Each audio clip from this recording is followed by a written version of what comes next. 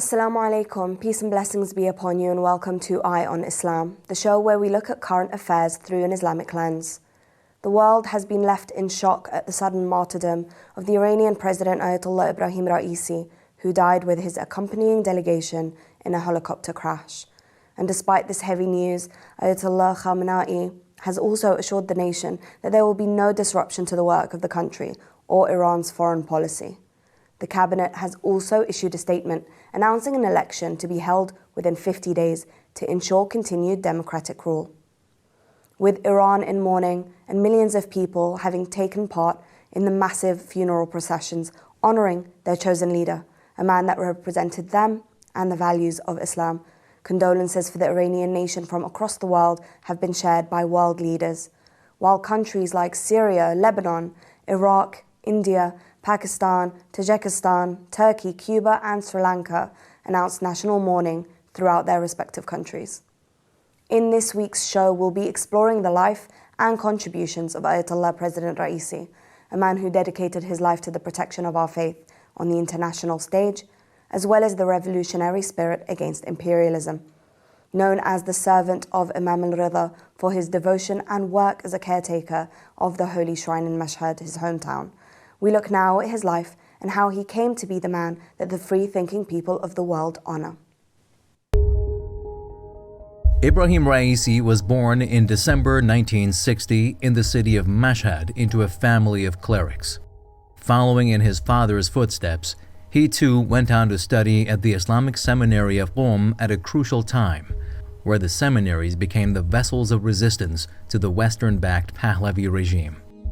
Shortly after, he would take part in what culminated as the Islamic Revolution of 1979. This event would go on to shape his future. After the revolution, he began his career in the judiciary, becoming a prosecutor in his mid-20s.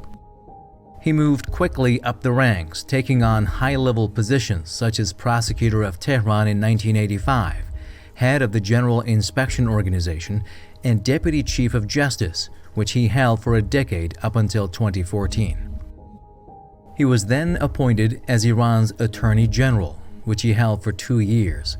His successes expanded outside of his legal career too, through his appointment by the leader as the custodian of the Astan-e-Quds Razavi, the Bunyad, which manages the Imam Reza Shrine in Iran, where large swaths of money and assets were directly under his command. Being appointed to such a position was a testament to Raeisi's integrity in the eyes of Sayyid Ali Khamenei, furthering a deep bond between both based on faith, trust, dependability, and a shared vision. Rising through the ranks with a focus on tackling corruption, Raeisi's popularity rose tremendously, which contributed to his political success. He became a household name after running for presidency in 2017 for the first time against the moderate Hassan Rouhani. Despite coming in second, he obtained over 15 million votes. Raeisi then ran again in 2021, this time winning a landslide victory, proving that his conservative alignment and hardline position against corruption was well received by the Iranian public. Through his unique career experience and increasing popularity, Raeisi was able to solidify his position as an asset to the Islamic Republic, pulling it away from the shackles of imperialism, which made him an open target of the West. Attempts to diminish Raeisi's image and political mandate did not stop him from pursuing his duties as president. He became the nation's visionary, leading the charge for a united regional resistance against U.S. imperialism and a multipolar world through solidifying Iran's ties with Russia and China. His faith-based approach to the office of presidency has left a nation mourning for his loss. To discuss the significance of the life and martyrdom of President Ayatollah Raeisi are two very special guests. We are honored to welcome back Sister Batul Subaiti. Sister Batul is an energy engineer by profession and a political commentator whose incisive analysis helps laymen and professionals alike navigate political dynamics on a global scale. Also joining us online is our Honorable Sheikh Jafar Ladak, an author of 5 books, an environmental expounder on the international stage, a student at the Seminary of Karbala, and a pillar of the Leeds community as the Imam of Bab al-Ilm Centre. Assalamu alaikum to you both. Batul, if I can start with you. Heavy news, for the world, and my condolences to you on this. But what are your own thoughts, your initial reactions when you heard of the tragic news of course, President Raisi and Foreign Minister Amir Abdullahi? Bismillahirrahmanirrahim. My initial reaction was one of absolute admiration at the fact that they were killed whilst they were on duty. And many a times they say that the way that an individual dies is a reflection of how they live their life. And this is certainly the case over here. These were individuals that were not stuck behind closed doors in offices. They were out and about. They were fulfilling the interests of the people. They were acting on the promises that they gave during their election campaigns. One of those things that Agha Raisi really focused on was the reduction of inflation, improving the standards of living, reducing unemployment, despite the 4 decades of complete economic terrorism and sanctioning and besiegement of Iran. That, of course, even in this situation, you see how, for example, aircraft carriers get compromised because they don't have access to equipment or spare parts, for example. That surely endangered these men that were on the plane and were killed. Another thing that struck to me was the fact that Iran is composed of really strong institutions. These institutions are cohesive in their nature. So those who get elected in positions of power, in authority, they are in servitude of those institutions. So actually, it's the institutions that are governing rather than the individuals themselves. So the individuals come and go. And so was I worried about the future of Iran or what this might mean for Iran? No, I wasn't. That is the truth. They have a strong constitution that is supported by the masses. Iran has been through much more turbulent periods in the past when it was, during the beginning of the revolution. If you want to look at, for example, the MEK bombing sprees that happened during the beginning of the 80s, the West launched a war on Iran through Iraq. You had the Haftar massacre in which 73 were killed. These were high-ranking individuals. You had the assassination of Agha Raja'i and Agha Bahnar, who were the president and the prime minister of the Islamic Republic. This happened when the Islamic Republic was quite new, so it was still weak, but it still wasn't shaken. So no, the system rests on its people, and so I have no worries. And Sheikh, if I can also ask this question to you, what are your initial thoughts and reactions when you heard of the tragic news? I had the honor of seeing Sayyid Raisi just a few days before his death and martyrdom. So it was particularly mournful to me because only a few days ago I had the opportunity to see him live, to actually hear him live, see his interactions. But it was a shock. We were all getting on with our days as normal, and then the news broke. And to be honest with you, we spent every moment hanging onto our screens, trying to see if there was an update. I'm not ashamed to say that, many a tear has been shed in our household. I think it's not just him as an individual, it's that he was a symbol of the revolution and a symbol of the resistance internationally. And the sort of the diplomacy and the marked improvements that we've seen in Iran as an international power, as a regional power in the last few years under his leadership. It's been a shock in these ways, not only as a personal tragedy, but as a tragedy to the ummah and as a tragedy to the nation as well. Absolutely. And Sheikh, actually, if I can stay with you, President Raisi was one of the most trusted and competent members of the Islamic Republic. What was his role throughout the early years of the revolutionary government? I think we first must acknowledge that President Raisi, may Allah bless his soul, was an immense figure in the last 30 years of the Islamic Revolution, protecting it at various different stages of its manifestation and giving people confidence in the way in which it's actually being run.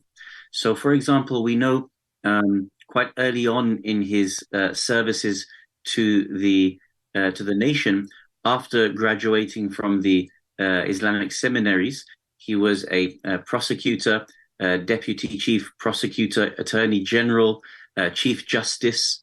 And so his experience in the seminaries and in his PhD were directly applicable to his services in the nation. Then after he became the custodian of Astane Qodrazari, so this is probably one of the highest honors anyone can achieve in being a custodian of the shrine of the 8th Imam, Ali ibn Musa al-Rida alayhi salam. Afterwards, he became a member of the Assembly of Experts from the South Khorasan province, and then he was first elected in 2006. And even his family is well known as serving the revolution. He is was the son-in-law of the Imam of Imam al-Rida alayhi salam's shrine, Sayyid Ahmad Allam al-Huda. So his family and himself have a huge track record over the last 30 years in serving the revolution. Absolutely. You know, it's something that you also touched upon earlier. But Batul, if I can come back to you now and ask you about President Raeisi. People were saying for the longest time that he was marked to be the next leader. Does that highlight the importance that he commanded and how much he will be missed now? Right. So to reach the level of presidency, that doesn't come out of nothing. You know, as Sheikh Ja'far al-Ladaq was explaining, there's a huge history of struggle there in which ultimately he proved himself to be trusted to not just the masses, but the leader himself. You know, some of those qualities and attributes that stand out about Agha Raeisi was that he was a very sincere and humble man. Like, he was loyal to his faith first and foremost, but also to the people of Iran. You know, he was someone that wouldn't say what he wouldn't do, but at the same time, he was ambitious. You know, he was very decisive when it came to his firm principles, but he had flexibility. He had an open hand towards other people. You know, careful planning and execution of things. He'd put aims to his objectives and he would follow through. So he was a man of efficiency.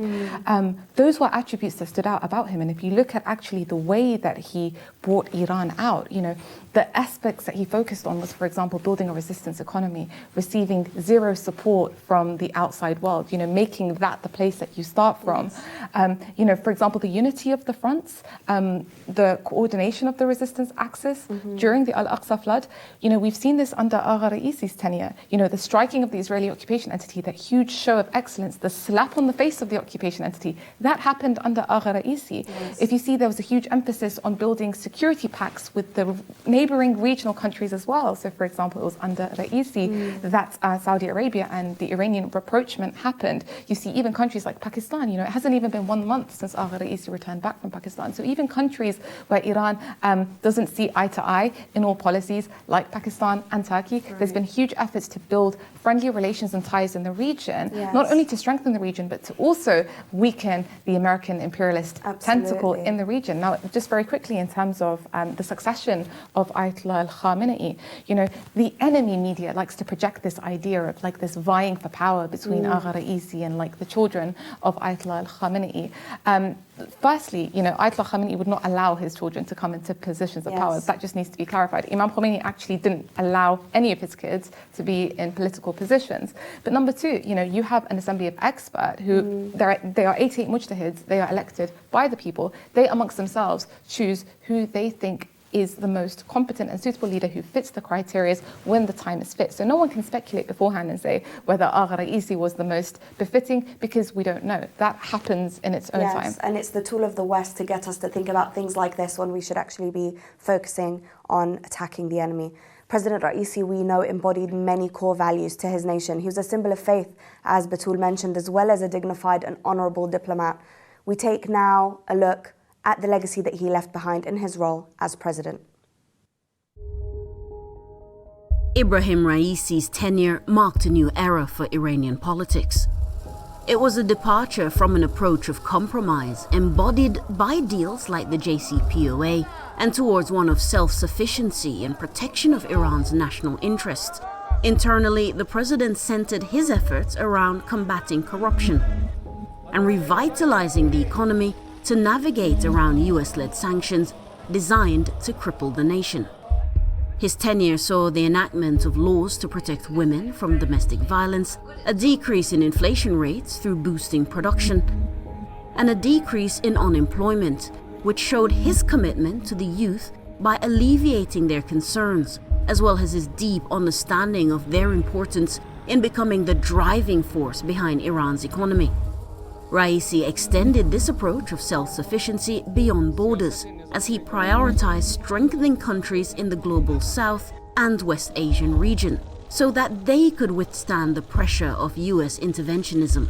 This formed the backdrop for his relations with Russia, China, and other Latin American countries by unifying them through a commitment to anti-imperialism and mutual assistance. Regionally, he focused his efforts in providing unwavering support for many resistance factions, like the Palestinian resistance, using every opportunity to speak on the Palestinian struggle at the diplomatic stage, while encouraging neighboring Arab and Muslim nations to unite behind their cause and see it as one central to the freedom of the entire Muslim Ummah from the shackles of US imperialism. His fiery speeches at the UN commanded the attention of the entire world. This included his speech condemning the act of Quran burning, highlighting how Raisi held a faith-based approach to foreign policy. His life tenure was unique, leaving behind a powerful legacy that does away with the notion that religious conservatism and pragmatism are mutually exclusive. Sayyid Ali Khamenei's statement in light of the helicopter crash makes clear that though the nation mourns the loss of a significant leader, it will not be deterred from its revolutionary course, which was so skillfully cemented by the martyred president. Sheikh, if I can come to you now, there will be so many people calling for an investigation into what happened. Who, in your opinion, should be held responsible for this tragedy? This tragedy cannot be seen in isolation of other tragedies in the aerospace and aeronautical industries in Iran. Sadly, there have been many tragedies, and the reasons for this are quite simple, that the sanctions that America and other countries have placed on Iran, stopping them from being able to get the latest technologies, forcing them to be able to, or forcing them to remain with technologies that are decades old. In this case, the helicopter is said to have been 40 years old. And of course, if you're carrying any human, let alone the president and the foreign secretary, it shows this as an example of how the American sanctions have played such a large scale impact on this issue. So I think we have to be able to look back at those people who have stopped the latest technologies, safe technologies entering into the country. And that has to be only the United States of America and its partners in crime. Batul, the Sheikh just mentioned something really important, but also I think following on from that, we need to look at where he was going and where he was returning from, and we know that they were trying to strengthen relations in a project in Azerbaijan to improve ties with their northern neighbour. How monumentous would such a development have been? Right, so it's actually interesting that Sayyid Raeisi took the foreign minister with him as opposed to, for example, the economic minister for this project DAM, which tells you that it's a lot more than just this project. It's exactly as you've mentioned. It's the strengthening and the building of those ties with Azerbaijan. Now, why is Azerbaijan such an important country? Yes. Of course, it borders Iran. It was formerly a part of Iran, pre-Soviet Union. Post-Soviet Union, though, when the dissolution occurred during the 1990s, that is when Azerbaijan was taken as a kind of base, an intel base for the West, for Mossad, where they can essentially conspire and plot plans against the Islamic Republic of Iran within the overall strategy of the West, which was to basically encircle and engulf Iran from all sides.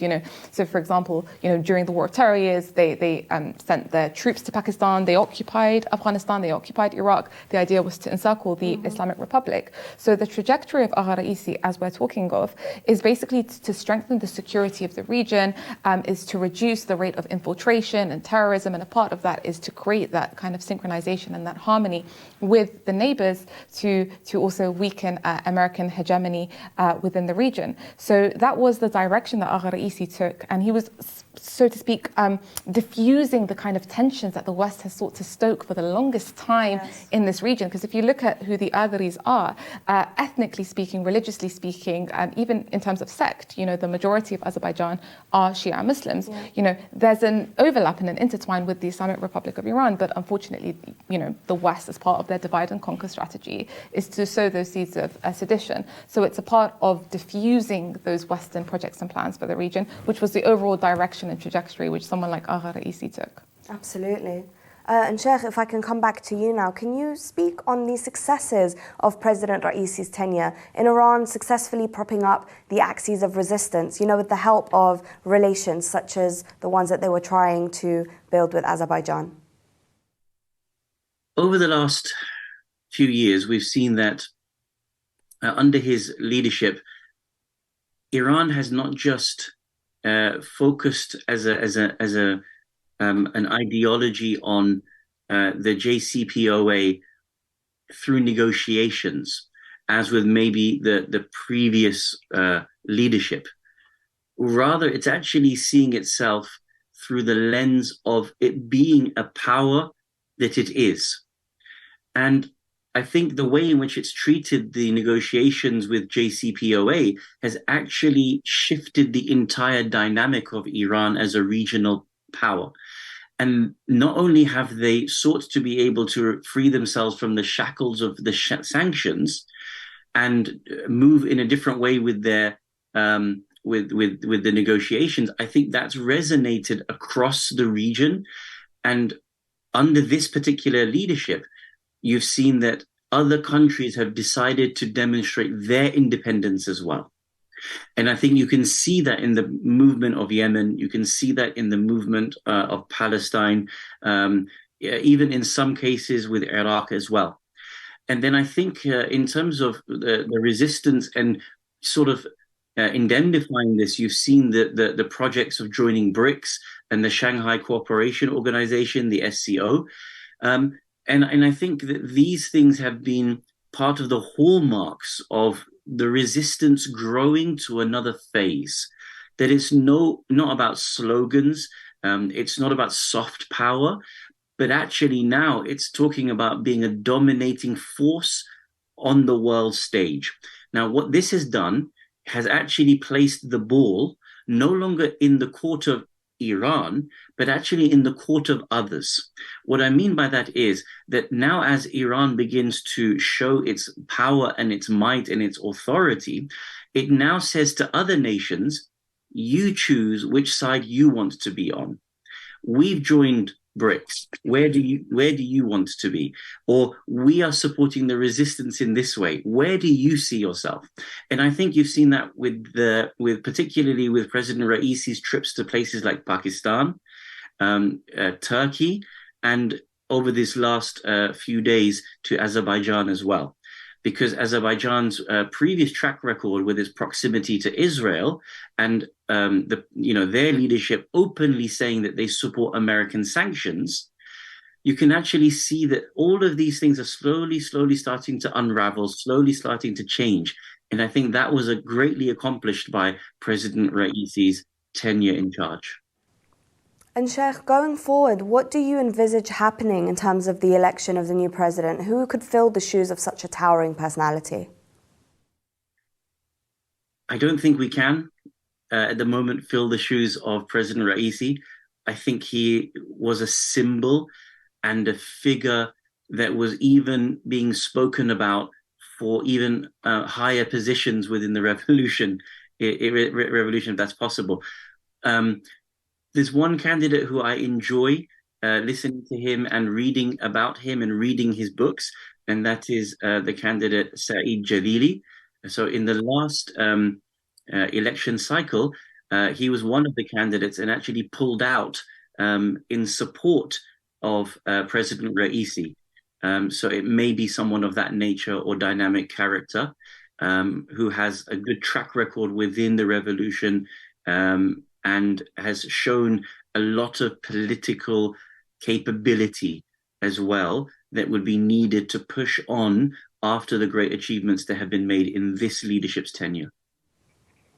Well, thank you for that, Sheikh. And unfortunately, that's all that we have time for today. Thank you for your contributions and to both our guests. And thank you at home for watching. Join us again next week for another edition of Eye on Islam. Assalamu alaikum.